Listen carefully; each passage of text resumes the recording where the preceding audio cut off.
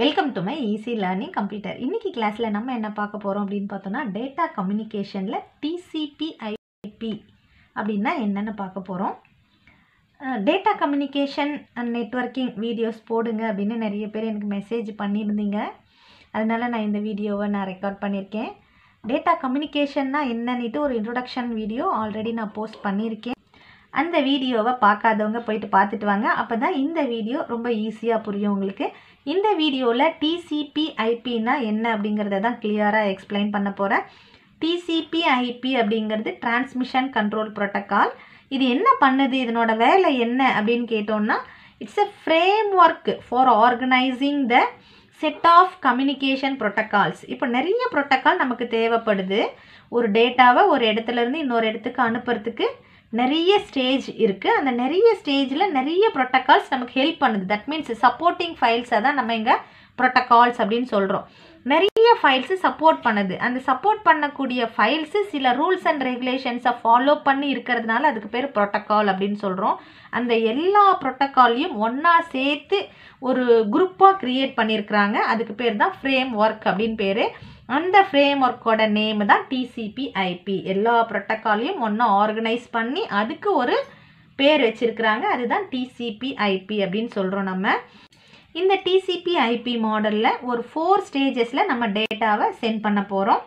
நம்ம கொடுக்குற டேட்டாவை நம்ம 4 ஸ்டேஜில் சென்ட் பண்ண போகிறதில்ல. நம்ம ஜஸ்ட்டு சென்டு கொடுத்துட்றோம். நம்ம கொடுக்குற டேட்டா போயிட்டு அவங்களுக்கு ரிசீவ் ஆகிறதுக்கு ஒரு 4 ஸ்டேஜ் எடுத்துக்குது. அது என்னென்ன ஸ்டேஜ் அப்படிங்கிறத தான் இந்த வீடியோவில் பார்க்க போகிறோம். இதனோட ஃபுல் ஃபார்ம் என்ன அப்படின்னு பார்த்தீங்கன்னா, transmission control protocol, internet protocol. இப்போ இதுலேயே நமக்கு மீனிங் வந்தாச்சு. Transmission control protocol. நம்ம டேட்டா கம்யூனிகேஷன்னா என்னென்னு பார்த்தோம். டேட்டாவை ஒரு இடத்துலேருந்து இன்னொரு இடத்துக்கு அனுப்புகிறோம். ஒரு இடத்துலேருந்து இன்னொரு இடத்துக்கு டேட்டாவை ட்ரான்ஸ்ஃபர் பண்ணிக்கிறோம் அப்படின்னு பார்த்தோம் இல்லைங்களா. அதுதான் டிரான்ஸ்மிஷன். டேட்டாவை ட்ரான்ஸ்ஃபர் பண்ண போகிறோம். எங்கேருந்து? ஒரு சென்டர்கிட்டேருந்து இன்னொரு ரிசீவருக்கு அனுப்ப போகிறோம். அல்லது ஒரு வேற ஒரு சென்டர்கிட்டேருந்து இன்னொரு ரிசீவர், அதாவது நான் சென்டராக இருக்கும்போது இன்னொருத்தர் ரிசீவராக இருப்பாங்க, அவங்க சென்டராக இருக்கும்போது நான் ரிசீவராக இருப்பேன். ஸோ அப்போது ஏலேருந்து பிக்கும் அல்லது பியிலேருந்து ஏக்கும் நம்ம சென்ட் பண்ணிக்கலாம், ரிசீவ் பண்ணிக்கலாம். This is called communication. இதில் டேட்டாவை ட்ரான்ஸ்ஃபர் பண்ணுறோம். அதுதான் டிரான்ஸ்மிஷன். டிரான்ஸ்மிஷனுங்கிறது இவங்க அனுப்புகிறத இங்கே எடுத்துகிட்டு போய் டிரான்ஸ்மிஷன் கொடுக்குறாங்க. ட்ரான்ஸ்ஃபர் வேறு, டிரான்ஸ்மிஷன் வேறு. இவங்க அனுப்புகிறத அப்படியே எடுத்துகிட்டு போய் அவங்களுக்கு டிரான்ஸ்மிஷன் பண்ணுறாங்க. சரியா? அதுதான் டிரான்ஸ்மிஷன் கண்ட்ரோல் ப்ரோட்டோக்கால். ப்ரோட்டோக்காலுங்கிறது ஒன்றும் இல்லைங்க, செட் ஆஃப் ரூல்ஸ். இந்த டேட்டாவை எப்படி அங்கே எடுத்துகிட்டு போய் சேர்க்கணும் அப்படிங்கிறதுக்கான ஒரு இன்ஃபர்மேஷன்ஸ், ஒரு கைட்லைன் கொடுத்து வச்சுருக்காங்க. அந்த கைட்லைன் எல்லாம் இருக்கிற அந்த ஃபைலுக்கு பேர் ப்ரோட்டோக்கால் ஃபைல் அப்படின்னு பேர். அதனோட நேமு டிசிபி/ஐபின்னு கொடுத்துருக்காங்க. இது நேம் தான், ஃபைல் நேம். நம்ம ஃபைலை சேவ் பண்ணும்போது ஒரு பேர் கொடுப்போம் இல்லையா, அந்த மாதிரி ஒரு name, named area on the protocol அப்படின்னு சொல்லுவோம். அதாவது செட் ஆஃப் ரூல்ஸ். சரிங்களா? சரி, இப்போ இந்த டிசிபி/ஐபியில் எப்படி நம்ம டேட்டாவை டிரான்ஸ்மிஷன் பண்ணிக்க போகிறோம் அப்படின்னு பார்த்தோம்னா, with the help of 4 layers இருக்குங்க. 4 லேயர்ஸ், அதாவது 4 பார்ட்ஸாக பிரிச்சிருக்கிறாங்க. ஒரு டேட்டாவை ஒரு இடத்துலேருந்து இன்னொரு இடத்துக்கு சென்ட் பண்ணுறதுக்கு இருக்கக்கூடிய அந்த way of methods, way of parts வந்து ஒரு 4 டைப்ஸாக இருக்குது, 4 பார்ட்ஸாக இருக்குது. என்னென்ன பார்ட்ஸ் அப்படின்னு பார்த்தோம்னா, first data link layer, networking layer, transport layer, application layer. இது பார்த்திங்கன்னா இப்படி போகும். 1 2 3 4 இப்படி கீழேருந்து ரிவர்ஸில் போகும். தட் மீன்ஸ் இது ஸ்மாலஸ்ட்டு, இது ஹையஸ்ட்டு, இது ஹையஸ்ட்டு, இது ஹையஸ்ட்டு. அல்லது இது பிகினிங், இது நெக்ஸ்ட் ஸ்டேஜ், இது நெக்ஸ்ட் ஸ்டேஜ், இது எண்ட் ஆஃப் த ஸ்டேஜ். அப்படி கூட வச்சுக்கலாம் நம்ம. சரி, இப்போது நான் சிஸ்டமில் இருக்கேன். என்கிட்ட ஒரு கம்ப்யூட்டர் இருக்குது. என் கம்ப்யூட்டர்லேருந்து நான் வந்து இன்னொருத்தவங்களுக்கு மெசேஜை சென்ட் பண்ண போகிறேன். அவங்க ரிசீவ் பண்ணிக்க போகிறாங்க. நான் என்னோட கம்ப்யூட்டரில் இன்டர்நெட் கனெக்ஷன் வேணும் இல்லைங்களா? இன்டர்நெட் கனெக்ஷன் இருந்தால் தானே நான் இன்னொருத்தங்களுக்கு சென்ட் பண்ண முடியும். ஸோ இன்டர்நெட் கனெக்ஷனை நான் எப்படி கெட் பண்ணுவேன், எப்படி நான் என்னோடய சிஸ்டமில் இன்டர்நெட் கனெக்ஷனை கொடுக்குவேன் அப்படின்னு பார்த்தோன்னா, with the help of Ethernet card, wireless, அந்த மாதிரி எது வேணும்னாலும் நம்ம யூஸ் பண்ணிக்கலாம். இன்டர்நெட் கார்டில் ஈத்தர்நெட் கார்டு வழியாக நம்ம வந்து இன்டர்நெட்டை கனெக்ஷன் வச்சுக்கலாம் நம்ம கம்ப்யூட்டருக்கு. அல்லது ERP, இல்லை இப்போ வயர்லெஸ் எல்லாம் வந்துடுச்சு. ஸோ அப்போது இந்த டேட்டா லிங்க் லேயர் அப்படிங்கிறது தான் ஃபிசிக்கல் இன்ஃப்ராஸ்ட்ரக்சர். நம்ம கம்ப்யூட்டரில் இருக்கக்கூடிய ஃபிசிக்கல் ஹேண்டில் பண்ணுறதுக்கான ஒரு பார்ட்டை டேட்டா லிங்க் லேயர் அப்படின்னு பிரித்து வச்சுருக்காங்க. இந்த லேயரில் நமக்கு ஹெல்ப் பண்ணக்கூடியது நம்ம கம்ப்யூட்டரில் இருக்கக்கூடிய ஈத்தர்நெட் கார்டு. இப்போ அட்வான்ஸாக நிறைய வந்தாச்சு, நிறைய கார்ட்ஸ் வந்தாச்சு, அல்லது வயர்லெஸ் மோடமெல்லாம் வந்தாச்சு. நீங்கள் எதை யூஸ் பண்ணி வேணும்னாலும் நம்ம நெட்டை எடுத்து யூஸ் பண்ணிக்கலாம், ஆக்சஸ் பண்ணிக்கலாம். இந்த ஸ்டேஜ்லேருந்து இப்போ நான் சென்ட் பண்ணிட்டேன், சென்டுன்னு கொடுத்துட்டேன். என் ஃபோன்லேருந்து அல்லது என் கம்ப்யூட்டர்லேருந்து நான் மெசேஜை டைப் பண்ணி சென்டுன்னு கொடுத்தாச்சு.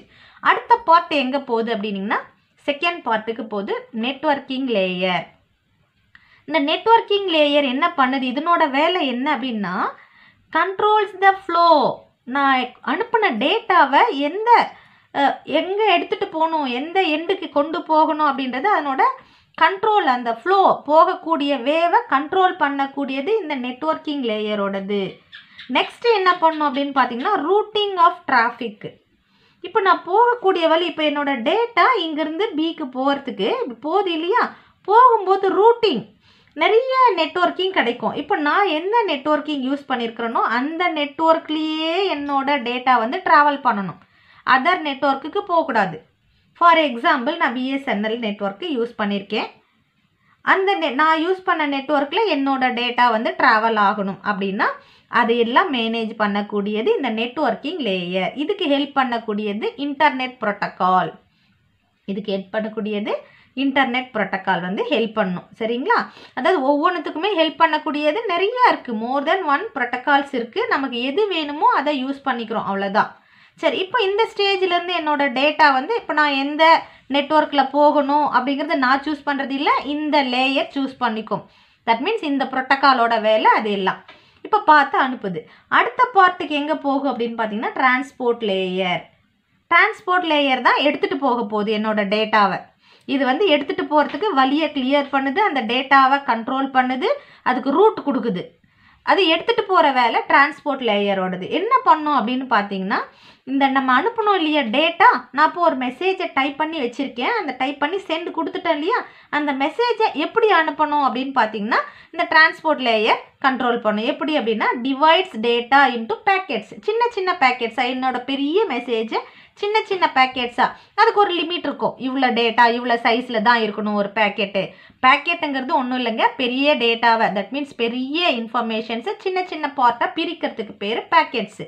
அந்த பேக்கெட்டோட சைஸ் இருக்கும், அந்த சைஸ் வாரியாக பிரிச்சிடும். ஒரு 10 MB அல்லது 20 MB அல்லது 40 MB அல்லது 1 GB சம்திங் அந்த சைஸ் வாரியாக பிரிச்சிடும். இது பிரிச்சிடும், நம்ம டேட்டாவை டிவைட் பண்ணிக்கும், ஸ்மாலஸ்ட் பார்ட்டாக டிவைட் பண்ணி சின்ன சின்ன பேக்கெட்ஸாக. இங்கே நமக்கு ரூட் கிளியர் பண்ணி கொடுத்துருக்கு இல்லையா இந்த நெட்வொர்க்கிங் லேயர், அந்த ரூட் வழியாக டேட்டாவை பாஸ் பண்ணும். இதுக்கு ஹெல்ப் பண்ணக்கூடியது டிசிபி அப்படிங்கிற ப்ரோட்டோக்கால், டிரான்ஸ்மிஷன் கண்ட்ரோல் ப்ரோட்டோக்கால். இங்கே தான் டேட்டா ட்ரான்ஸ்ஃபர் ஆகுது.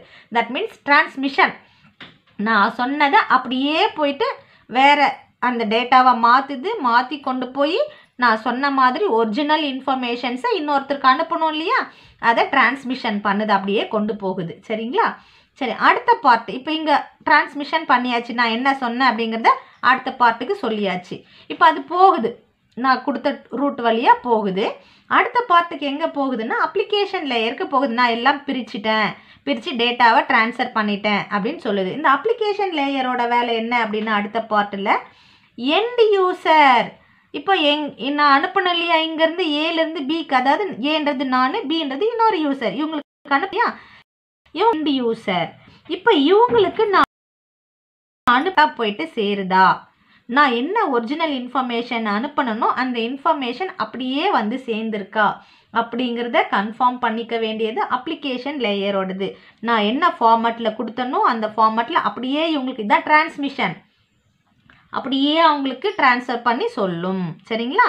இதுக்கு ஹெல்ப் பண்ணக்கூடியது HTTP, FTP, POP, நிறைய ப்ரோட்டோக்கால்ஸ் இருக்குது. நம்ம என்ன மாதிரி ஃபைல் அனுப்புகிறோமோ அந்த ஃபைலுக்கு ஏற்ற ப்ரோட்டோக்கால் இங்கே ஆக்டிவேட் ஆகிடும்.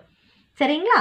HTTPனா hyper text transfer protocol, file transfer protocol, post office protocol, இந்த மாதிரி நிறைய file. Simple mail transfer protocol, நான் மெயில் வழியாக அனுப்புகிறேன்னா, இல்லை ஆர்டினரி மெசேஜ் சாதாரணமாக வாட்ஸ்அப்பில் அனுப்புகிறேன்னா, இல்லை ஏதாவது வெப்சைட் லிங்க் அனுப்புகிறேன்னா, அந்த மாதிரி எந்த என்ன டேட்டா அனுப்புகிறேனோ அதுக்கேற்ற மாதிரி அதுக்கு என்ன ப்ரோட்டோக்கால் தேவைப்படுதோ, தட் மீன்ஸ் என்ன சப்போர்ட்டிங் தேவைப்படுதோ, நான் அனுப்பின மெசேஜை அப்படியே உங்களுக்கு காட்டுறதுக்கு. தட் மீன்ஸ் நான் அனுப்பின மெசேஜ் பல வழியாக ஒரு மீடியனில், அதாவது with the help of wired or wireless. Last வீடியோவில் நான் சொல்லியிருந்தேன், வயர்டுங்கிறது ஒரு மீடியம், வயர்லெஸ்ஸுங்கிறது ஒரு மீடியம். வயர் வழியாக டேட்டா ட்ரான்ஸ்ஃபர் ஆகும், வயர்லெஸ்னால் ரேடியோ வேவ்ஸில் ட்ரான்ஸ்ஃபர் ஆகும்னு சொல்லியிருந்தேன். நான் அந்த வீடியோ ரொம்ப எக்ஸ்பிளைன் பண்ணியிருப்பேன் என்னென்ன வேல, த கைடட் அன்கைடட் அப்படின்ற 2 மெத்தடில் நம்மளோட டேட்டா ட்ரான்ஸ்ஃபர் ஆகும்னு சொல்லியிருந்தேன்.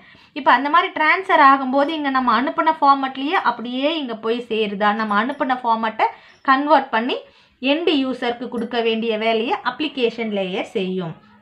ஸோ இந்த 4 லேயர்ஸுமே நம்மளோட டேட்டா கம்யூனிகேஷன்ஸில் டேட்டாவை ஒரு இடத்துலேருந்து இன்னொரு இடத்துக்கு நம்ம சென்ட் பண்ணும் போது ஆஸ் வெல் அஸ் ரிசீவ் பண்ணிக்கும் போது இதே ப்ராசஸ் தான் நடக்கும். நம்ம சென்ட் பண்ணுறோனாலும் ரிசீவ் பண்ணுறோனாலும் same process, same layers work ஆகும். இப்போ டேட்டா கம்யூனிகேஷன்ஸில் இருக்கக்கூடிய டிசிபி ஐபி ப்ரோட்டோக்கால் அப்படின்னா என்ன அப்படிங்கிறத பார்த்தோம். அதில் என்னென்ன பார்ட் இருக்குதுன்னு பார்த்தோம். ஒவ்வொரு லேயர்லேயும் என்னென்ன வேலை நடக்குதுன்னு பார்த்தோம். ரொம்ப ஈஸியாக எக்ஸ்பிளைன் பண்ணியிருக்கேன்னு நினைக்கிறேன். புரிஞ்சிருந்தது இந்த வீடியோ தெளிவாக உங்களுக்கு அப்படின்னா இந்த வீடியோவோட லிங்க்கை உங்கள் ஃப்ரெண்ட்ஸுக்கும் ஷேர் பண்ணுங்கள். இந்த வீடியோவுக்கு ஒரு லைக் கொடுங்க. என்னோட சேனல் லிங்க்கை உங்கள் ஃப்ரெண்ட்ஸுக்கும் ஷேர் பண்ணுங்கள். Thank you for watching this video.